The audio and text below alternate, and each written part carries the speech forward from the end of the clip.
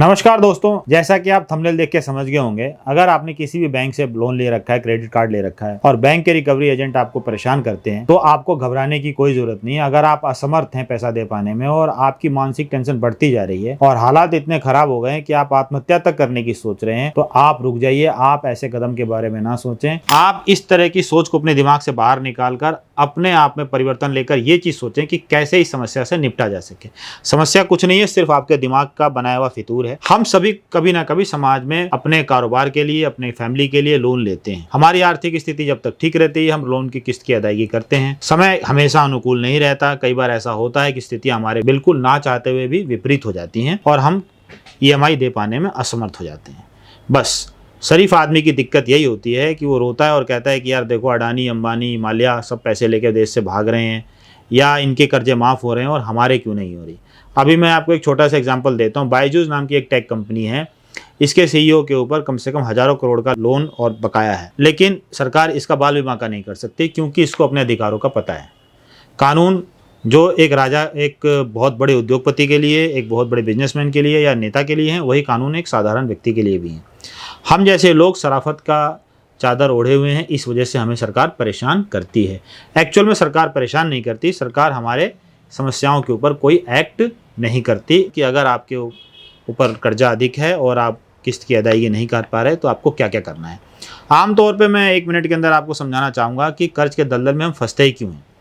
दोस्तों, कर्ज के दलदल में फंसने का सबसे बड़ा कारण है हमारा एक नेचर कि आम आदमी किसी से उलझना नहीं चाहता। वो शर्मा शर्मी में समस्याओं को अपने ऊपर और लादता चला जाता है। जैसे कि अगर मान लीजिए आपने किसी के इलाज के लिए 1 लाख रुपए लिए, 2-4 महीने, 5 महीने, 7 महीने आपने लोन की किस्त भरी। अब आपकी स्थिति तो पहले ही खराब है क्योंकि जो पैसा आपने लिया उससे इलाज हो गया। इलाज के होने की वजह से क्या हुआ, कोई आपने ऐसा धंधा तो किया नहीं कि 1 लाख रुपए लेके 4 लाख रुपए कमा लिए हों। तो वो पैसा तो आपका जहाँ इलाज था, जहाँ पर आपने इलाज के लिए कर्जे लिए, उसमें चले गए, मेडिकल इमरजेंसी में चले गए। अब वो कर्जा वहीं के वहीं खड़ा है। अब आप उस कर्जे को भरने के लिए फिर किसी और बैंक के पास जाते हैं, वहाँ से 1 लाख का लोन लेते हैं। फिर 2 किस्तें साथ में जाने लगती हैं। फिर आप तीसरा किस्त लेते हैं, फिर चौथा लोन लेते हैं। और एक बार क्या होता है, जब सभी जगहों से आप लोन ले चुके होते हैं तो फिर क्या होता है, जब बैंक आपको सामने से अब ना करने लगते हैं कि भाई अब हम आपको लोन नहीं भी देंगे, यानी आप कहीं से अब पैसा ले पाने की स्थिति में नहीं है। अब ऐसी स्थिति में आप लोन की किस्त कैसे भरेंगे? तो उस समय क्या करेंगे आप? आपके दिमाग में, हमारे 90% इंडियन जो मिडिल क्लास है उसके दिमाग में ये बात आती है कि चलो अब ज़्यादा कुछ नहीं तो हम या तो लोन नहीं देंगे, बिल्कुल सही है, अगले महीने तो हम कुछ दे नहीं सकते, प्रॉपर्टी बेच देते हैं, घर बेच देते हैं, गहने बेच देते हैं। जब उससे भी बात नहीं बनी तो क्या करेंगे? शहर छोड़ देंगे। अब जब शहर छोड़ने से भी बात नहीं बन रही तो व्यक्ति क्या करता है? घुटने लगता है, अपने आप में परेशान रहने लगता है और लास्ट में क्या करता है? सुसाइड कर लेता है। तो ये जो बैंक के पाले हुए रिकवरी एजेंट और जो बैंक की रिकवरी पॉलिसी है, ये जो गुंडे हैं, ये आपको इतना इस पोजीशन पे ले आएंगे कि आप जान दे दोगे। इन लोगों की वजह से अपनी जान देने जा रहे हो भाई, मतलब भगोड़ा बनने की कोशिश कर रहे हो क्या? फोन बंद करके बैठे हुए हो? घबराने की बात नहीं है, स्टेप बाय स्टेप समझा रहा हूँ। समझ लो कि एक स्कूल है और आप स्कूल के अंदर पढ़ने वाले एक मामूली से छात्र हो, किसी कक्षा में पढ़ रहे हो। आरबीआई क्या है? प्रिंसिपल है। आप लेंडर, आपने किसी से पैसा लिया, आप अपनी शिकायत लेके प्रिंसिपल के पास जाओगे तब तो प्रिंसिपल कोई कार्रवाई करेगा ना भाई। यही गलती हो रही है। जितने बड़े बड़े उद्योगपति हैं, सरमाएदार हैं, ये मैंने बायजूस का एग्जांपल दिया आपको, मैंने अडानी का एग्जांपल दिया, जितने बड़े, माल्या का एग्जांपल दिया, नीरव मोदी का एग्जांपल दिया, इन लोगों ने जाके बैंक को अप्रोच किया, बैंक को जाके बताई अपनी स्थिति कि भाई मेरे साथ ये हो रहा है, तो फिर बैंक ने कार्रवाई की। अगर आप शेयर मार्केट में खरीदारी कर रहे हो और आपके साथ कुछ घोटाला हो गया, आप सेबी के पास नहीं जाओगे तो सेबी एक्शन क्यों लेगा? आपकी गली में कोई गुंडा बदमाश है, आपको डेली पीट रहा है, डेली आपको माँ बहन की गाली दे रहा है, आप थाने नहीं जाओगे तो पुलिस क्यों एक्शन लेगी? इतनी सी बात नहीं समझ में आ रही है? चले गए अपने परिवार को लेकर गंगा जी में मरने के लिए। अभी मैंने एक देखा, सहारनपुर में एक अच्छी खासी हंसती खेलती फैमिली थी, हस्बैंड वाइफ दोनों गए और जाके जो है हरिद्वार में गंगा जी में जान दे दी। बताओ, छोटे छोटे बच्चे बेचारे का क्या होगा? डरने की जरूरत नहीं है, आपने कर्ज लिया है, कोई गुनाह नहीं किया है, ठीक है ना? अब मैं आपको बता रहा हूँ स्टेप बाय स्टेप। वीडियो बहुत लंबी हो जाएगी लेकिन सारी चीज आपके कायदे की है। ये कोई छपरी की वीडियो नहीं है जिसमें गुण नाचते हुए कोई आएगा और आपको एंटरटेन करेगा। तो फिर शुरुआत करते हैं दोस्तों। सबसे पहले आपको पहले ही पता चल जाता है 3-4 महीने पहले कि भाई मैं लोन दे पाने की स्थिति में नहीं हूँ। उस स्थिति में आप क्या करते हो? आप दूसरे बैंक में चले जाते हो लोन लेने के लिए। वहां पर रुक जाओ, मेरी बात मानो, रुक जाओ एकदम। क्योंकि उस बैंक से भी लोन लोगे तो क्या करोगे? उस बैंक से भी अपना संबंध खराब करोगे, उसके भी ईएमआई आप दे नहीं पाओगे। आप 1 लाख रुपए का लोन देने के चक्कर में 1 लाख रुपए किसी से ले रहे हो, ठीक है ना? 1 लाख रुपए क्रेडिट कार्ड का ड्यू क्लियर करने के लिए कोई दूसरा क्रेडिट कार्ड उठा रहे हो, आप उसके ट्रैप में फंस रहे हो। आप वहीं रुक जाओ। जो जूता पहले बजने वाला है ना, उसको आज ही बजा लेंगे। हिम्मत रखो, थोड़ा हौसला रखो। जब मैंने ये वीडियो देखी, जब मैंने यूट्यूब पे वो चीज़ देखी, मेरे आंखों से खून निकल गया। भाई कैसे यार लोग जान दे देते हैं। 1 लाख रुपए के लोन के भरने के लिए 1 लाख रुपए के क्रेडिट कार्ड ड्यू करने के लिए दूसरा क्रेडिट कार्ड ले लो। मत लो भाई, नीचे डिस्क्रिप्शन में सारी डिटेल अपनी दूंगा। अब बता रहा हूँ क्या है। पहली बात तो आपने बैंक को करना है मेल 4 महीने पहले, जब आप जा रहे हो ना लोन लेने के लिए। भाई अब मैंने तो यार ICICI फला बैंक से, HDFC से, पता नहीं किससे किससे लोन ले लिया, अब इसकी किस्त तो मैं अगले महीने से दे नहीं पाऊंगा। तो क्या करता हूँ, फटाफट बजाज फाइनेंस से लोन ले लेता हूँ। आप बजाज फाइनेंस के पास मत जाओ भाई, क्योंकि वहां भी आपको टेंशन मिलने वाली है, क्योंकि 3 महीने बाद उससे भी डिफॉल्ट हो गए। आप क्या करो, सीधे बैंक को भेजो चिट्ठी।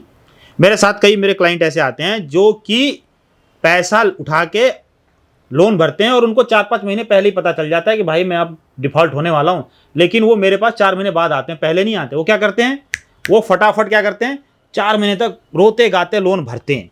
फिर 5वें महीने में कुछ हाथ में रहता नहीं है, ना कहीं से लोन मिल सकता है, ना कोई और सिचुएशन बन सकती है, तो फिर हमारे पास आते हैं। तो दोस्तों आपको करना क्या है, सबसे पहले आपको 4 महीने पहले, जब आपको आपके फाइनेंस की नॉलेज होगी कि भाई अब मेरे पास किस्त निकलना मुश्किल हो रहा है, आप RBI को लिखो चिट्ठी, मेल करो। RBI जब आप गूगल पे डालोगे, आपको RBI का सारा वेबसाइट मिल जाएगी। वहाँ पर उस कंज्यूमर ग्रीवांस सेल के हिसाब से आपको मेल ID बनी होती है। उस मेल ID पे आप लिखो कि भाई ऐसा ऐसा बात है और मेरे साथ ये दिक्कत हो गई है, मैंने पैसा उठाया था बिजनेस के लिए, फला काम के लिए, वो काम चला नहीं, या मैंने मेडिकल के लिए पैसा उठाया था, मैं भी आर्थिक तंगी में पैसा नहीं दे सकता, मुझे 1 साल का टाइम दे दो, 6 महीने का टाइम दे दो। हालांकि RBI के गाइडलाइन में ये है कि आपको 6 महीने तक, 6 महीने से लेकर 2 साल तक छूट मिल सकती है पैसा देने से। हाँ, उस दरमियान आप उसका इंटरेस्ट भरो। तो देखो, आप इंटरेस्ट में इतना गुना भाग मत करो। आप ये मत सोचो कि कल क्या होगा, मेरा कल सिविल खराब हो जाएगा। अरे कल कुछ होगा नहीं होगा छोड़ो यार, आज की ज़िंदगी जीने की तो सोच लो। अब आपका सिविल होगा कल खराब, और फांसी आप आज लगा रहे हो, तो आज फांसी लगाने की जरूरत क्या, जिंदा रहोगे तो सिविल फिर अच्छी हो जाएगी, टेंशन मत लो, सिविल भी ठीक हो जाता है 1-2 साल के अंदर। आपने क्या करना है, RBI को लेटर लिख देना है। लिख दिया लेटर, उसके बाद उस बैंक को भी लेटर लिखो। उसका जो नोडल ऑफिसर है, जो इन सब चीज़ों को देखता है, उसकी मेल ID को मार्क करते हुए लेटर लिखो कि भाई मेरे साथ ये दिक्कत हो गई है। इसके बाद क्या होगा, 7 दिन की उनको बोलोगे सर 7 दिन में मुझे रिप्लाई कीजिए। मुझे मालूम है वो आपको कुछ रिप्लाई नहीं करेंगे, क्योंकि ऐसे कोई व्यक्ति बैंक से लोन लेके अगर बैंक को चिट्ठी लिखेगा तो बैंक तो रास्ते पे आ जाएगा ना। बैंक नहीं चाहेगा कि भाई मैंने फला आदमी को 5 लाख रुपए दिए और वो घर से बैठ के लैपटॉप से एक चिट्ठी लिख रहा है मेरे को कि मैं लोन नहीं दे सकता, तो फिर बैंक क्या करेगा, बैंक आपकी बात का जवाब ही नहीं देगा। ये बड़ी मोटी चमड़ी वाले होते हैं, आपको जवाब नहीं देंगे। उसके बाद क्या होगा, उसके बाद की कहानी सुन लो। आप जाइए किसी प्रोफेशनल फाइनेंस की नॉलेज रखने वाले, बैंकिंग की नॉलेज रखने वाले वकील के पास, एडवोकेट के पास जाइए और उस वकील महोदय से बोलिए कि साहब आप जो है ना एक लीगल नोटिस भेजिए, सेटलमेंट लेटर का, कि सर ऐसे ऐसे मेरे साथ दिक्कत हो गई है और मैं अब लोन नहीं दे सकता। अगरचे आपके पास पैसा है, जैसे ही आपने लीगल नोटिस भेजा उस महीने से आप EMI देना बंद कर दो। उसके बाद क्या होगा, आपके पास आएगी कॉल। ठीक है, आपने ट्रू कॉलर में जाना है और अनवांटेड कॉल का एक कॉलम होता है, उस पर आप सेलेक्ट कर देना। जैसे ही आप उसको सेलेक्ट करोगे, जो नंबर आपके पास सेव नहीं होंगे वो आपके पास उनका कॉल लगेगा ही नहीं। सबसे पहली बात तो ये। फिर भी अगर मान लीजिए कॉल आपके पास आती है, आप अपनी बात रखो कि भाई देखो मैंने लीगल नोटिस बैंक को भेजा हुआ है और ये बात है और मैं पैसे नहीं दूंगा, मेरी आर्थिक स्थिति ठीक नहीं है। देखो आपसे वो कुछ नहीं कर सकते, ठीक है ना, आप में अंदर भी वही हड्डी और मांस है जो उनके अंदर है, डर उनके अंदर भी बहुत है। आपने सिंपल क्या करना है, 1-2 कॉल उठा के अपना पक्ष रख दिया, आपने लीगल नोटिस दे दिया, वकील आपने हायर कर लिया, वकील साहब ने आपकी तरफ से केस पुट कर दिया। वहां से अगर बात आगे बढ़ती है तो हो सकता है आपके घर पे वो विजिट करें। विजिट करते हैं तो आपने डरना नहीं है, आएंगे, थोड़ा सा पोज बनाएंगे, शोर शराबा करने की कोशिश करेंगे। आमतौर पे आम आदमी इसी समय टूट जाता है, वो सोचता है मेरे आस पड़ोस में बेइज्जती हो रही। भाई बेइज्जती किस बात की, जो आदमी सामने से आपको देख के हंस रहा, हो सकता है वो पता नहीं कितने कर्जे में दबाओ। अब दूसरा क्या कहता है इसके बारे में टेंशन मत लो। दुनिया का सबसे बड़ा है रोग, क्या कहेंगे मेरे बारे में लोग। आपकी इज्जत उससे ज्यादा बड़ी है क्या बायजूस की, जो भाग्य दुबई 500 करोड़ रुपए लेके गया है, अखबारों में छप रहा है, इतने करोड़ ले गया, उतने करोड़ ले गया, ले गया भाई ले गया। आपकी इज्जत इससे ज्यादा तो नहीं है नीरव मोदी की, जो इतने 1000 करोड़ लेके चला गया, कोई दिक्कत नहीं है। लेकिन दिक्कत कहाँ हो रही है, आप मुफ्त की इज्जत को ढो रहे हो और अपने आप को परेशान कर रहे हो। ऐसा कुछ नहीं है। RBI की गाइडलाइन है कि कोई भी व्यक्ति रिकवरी एजेंट अगर आपके यहाँ आता है तो वो सुबह 8 बजे से लेकर शाम के 7 बजे तक आएगा, वो भी आपको इन्फॉर्म करके कि मैं आ रहा हूँ। अब आपके ऑफिस चले गए, आपकी तो इनकम वहीं से आनी है, आपके बॉस ने देख लिया लोन मांगने वाला बंदा है, ये तो बंदा गलत है, कहाँ से कर्जा खा रखा, मैं इसको निकाल दूंगा। तो आपका वकील उनको नोटिस भेजेगा कि भाई मेरे इनकम की जगह पे तू आ गया तो मेरी तो सोर्स ऑफ इनकम ही खत्म हो गई, अब तो मेरी नौकरी भी चली गई, अब तो जो देने वाला था वो भी नहीं दूंगा, जा जो करना है कर लियो। नोटिस बैंक को कौन देगा? आपके लीगल एडवोकेट वो देंगे कि भाई आप हमारे क्लाइंट के वर्क स्टेशन पे गए या घर पे गए, चिल्ला चिल्ली किए, बेइज्जती किए, इसकी भरपाई आपको करनी होगी। आपने सिर्फ अपना मोबाइल चार्ज रखना है, मोबाइल ऑन कर लिया, उनकी सारी एक्टिविटी को रिकॉर्ड कीजिए। अब देखिए बात कहाँ फंसती है, ये जब आपको कॉल करेंगे तो कॉल पे तो आप इनसे डील कर लोगे, जब आएंगे तो आपको हौसला रखना है। क्या करना है? हौसला, बार बार बोल रहा हूँ। सबसे पहले क्या होना चाहिए? इनके पास डेब्ट रिकवरी एजेंट का सर्टिफिकेट होना चाहिए। 99% बैंक के पास से जो व्यक्ति आपको रिकवरी करने के लिए आपके घर पे आता है ना, उसके पास ये सर्टिफिकेट नहीं होता, क्योंकि इस सर्टिफिकेट को लेने के लिए जो भी व्यक्ति है DRA का सर्टिफिकेट लेके घूम रहा है, उस व्यक्ति के पास 100 घंटे की ट्रेनिंग होनी चाहिए कि आपको रिकवरी कैसे करनी है, आपको क्लाइंट के पास कैसे जाना है, कैसे बात करनी है। आप चिल्ला चिल्ली नहीं कर सकते, वो कोई कानूनी अपराधी नहीं है, कोई मर्डरी नहीं है, उसकी सिचुएशन खराब है, वो आपसे अपनी बात रख रहा है, आप तमीज़ के दायरे में रह के बात करिए उससे। दूसरी चीज़ क्या है भाई, तू दिखा, वो होगा ही नहीं। 99% में गारंटी दे रहा हूँ, DRA का लाइसेंस लेकर और सर्टिफिकेट लेके आने वाले व्यक्ति मात्र 1%, ये तो खुद ही बैंकर होगा, वो आपसे आप करके ही बात करेगा। जिसके पास ये सर्टिफिकेट होगा, जिसने 100 घंटे की ट्रेनिंग ली होगी, वो तमीज़ के दायरे में रह के बात करेगा आपसे। दूसरा चीज़ आपको पूछना, भाई बैंक ने तुझे ऑथोराइज किया है क्या मेरे पास आने के लिए? हैं, गुंडागर्दी चल रही है क्या? दिखा सर्टिफिकेट, दिखा ऑथोराइजेशन लेटर। नहीं दिखाएगा। वो न बोलने वाले, पहले अथोराइजेशन लेटर दिखाओ फिर बात करना है मेरे से। ऑथराइजेशन लेटर आज तक किसी ने दिखाया क्या आपको? मैं तो मांगता हूँ ना, RBI की गाइडलाइन है। पहले धीरे आवाज बात करो, आप धीरे पहले धीरे। पहले तो वही गलत हो गया, उसके बाद बोलो भाई अपना आई कार्ड दिखा। अब इन तीनों को उल्टा कर लो, आप जैसे ही उसको बोलोगे आई कार्ड दिखाना, सबसे पहले आई कार्ड लटका के जाएगा, वो दिखाएगा ये आई कार्ड, बोले तो बैंक का नहीं है भाई। फिर आप उससे बोलो भाई चल अपना ऑथराइजेशन लेटर दे दे। मान ले तू ABC से आया है और HDFC बैंक ने तुझे भेजा है, तो भाई HDFC बैंक ने तुझे ऑथराइज किया होगा ना कि मेरे घर आओ, तू मेरे से पैसे मांग, होगी बात खत्म। तीसरी बात क्या आई भाई? तीसरी बात आ गई कि जो है तू DRA का लाइसेंस दिखा दे। 99.99% लाइसेंस नहीं दिखाएगा, वो नहीं दिखाएगा तो काम वहीं खत्म। अगर दिखा दिया तो वो आपसे तमीज़ से बात करेगा, अंदर आ, बैठ, पानी पी और मेरे से बात कर।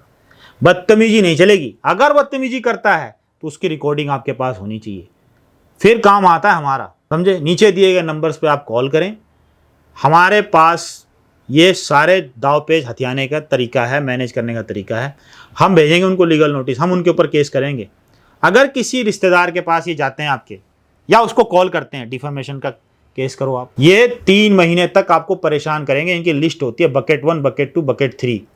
पहले महीने में आपकी किस्त नहीं गई, आप बकेट 1 में आ गए, दूसरे महीने में आप बकेट 2 में आ गए, तीसरे महीने किस्त नहीं गए, हो गई NPA, non performing asset. Non performing asset मतलब बैंक घोषित कर देता है कि फलां कुमार जो है मेरे लिए कोई भी लाभ का काम नहीं कर रहे, यानी मैं इनसे कोई भी प्रॉफिट नहीं ले रहा हूँ, मैंने इनको जो लोन दिया वो बैड हो गया, मतलब ख़राब हो गया, ये 3 महीने से किस्त नहीं दे रहे। अब आता है बैंक का कहना कि भाई भागते भूत की लंगोटी। अब बैंक आपसे आ जाएगा नेगोशिएशन के टेबल पे, लेकिन वहाँ अपने लॉयर के साथ जाना है या कोई सेटलमेंट एजेंसी के थ्रू जाना है। अब हम ही क्यों आपको चाहिए ये मैं आपको बता देता हूँ। भाई देखो, दिल्ली NCR की गारंटी है, बहुत सी एजेंसियाँ हैं जो लोन सेटल करती हैं, लेकिन दिल्ली NCR की हमारी गारंटी है।